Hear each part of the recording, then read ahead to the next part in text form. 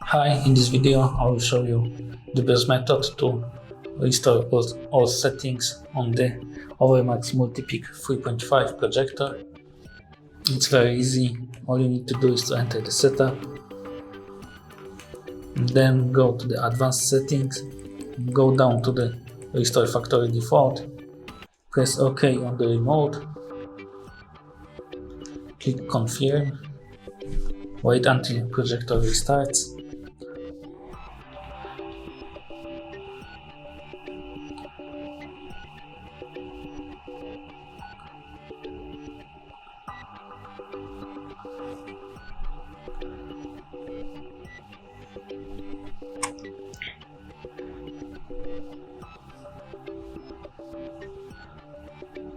Choose language, and it's ready. All settings have been resetted. Thank you for watching. If you like this video, subscribe to our channel and give us a like.